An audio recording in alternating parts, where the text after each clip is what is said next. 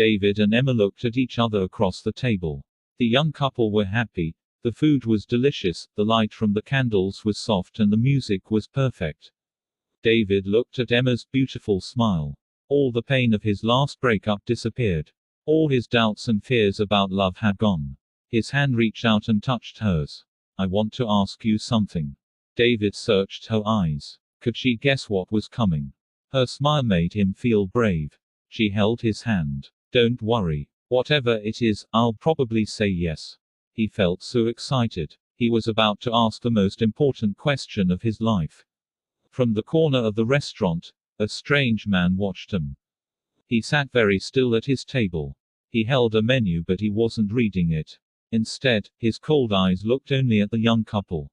Back at the table, David suddenly felt nervous. Excuse me, he said to Emma.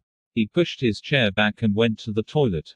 As he looked in the mirror, he told himself, come on, David, come on.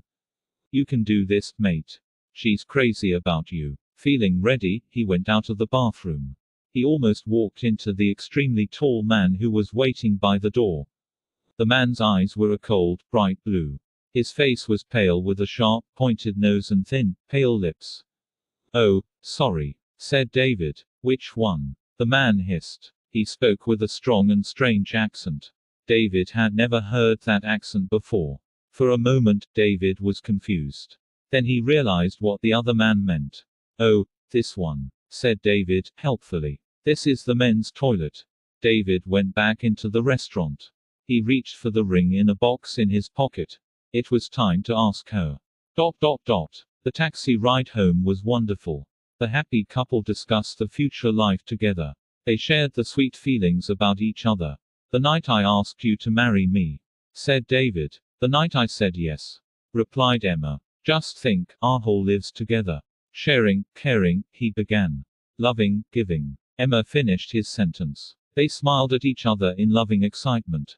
You are so wonderful, said David. And you're absolutely beautiful, said Emma. I've never met anyone so lovely and kind. I'm so happy I could sing. They entered the block of flats, holding hands.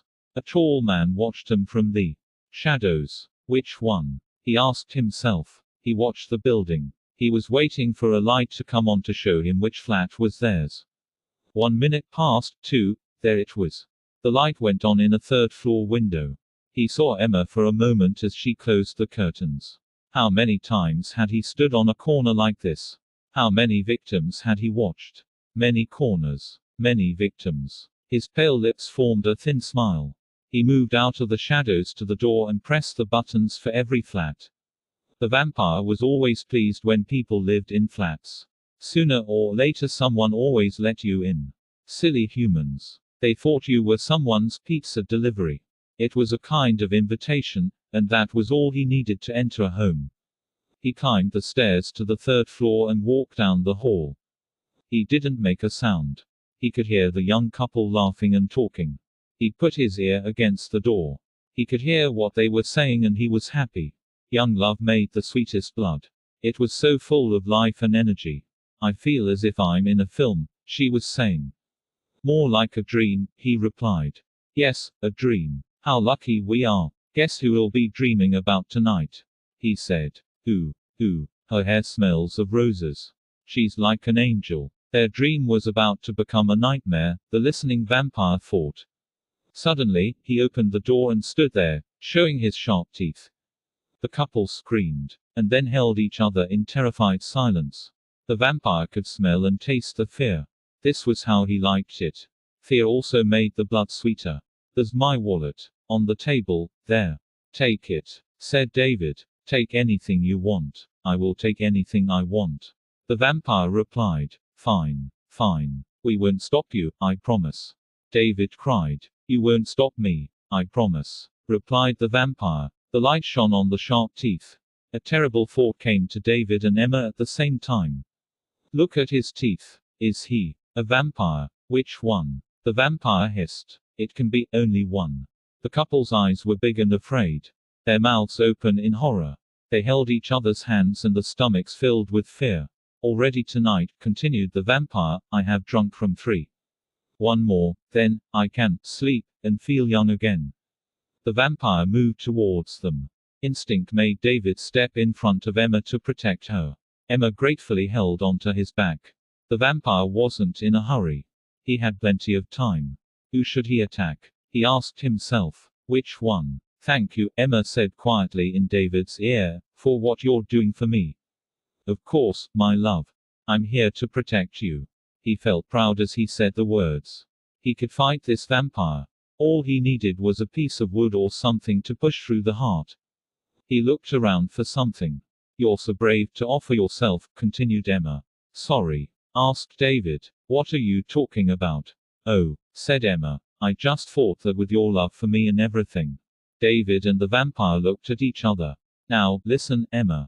There is no doubt about my love for you. Really? She replied. She didn't believe him. But you can't expect me to just give him my life. I wasn't saying you should. She said. It's just one of our options, that's all. Well, think of another one. He shouted. Why don't you offer yourself to him to save me? The atmosphere in the room had certainly turned ugly. The vampire was not pleased that the fear and love were now silly, selfish arguments.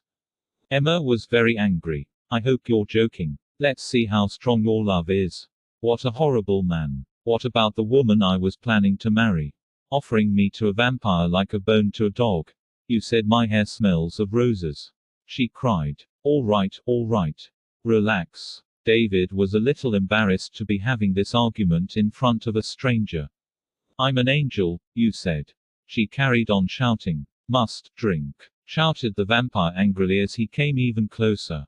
He wanted to make a quick kill. Then he could get away from these terrible people as soon as possible. His eyes opened wider and his teeth were bared. Which one? Her. David pointed at his future wife.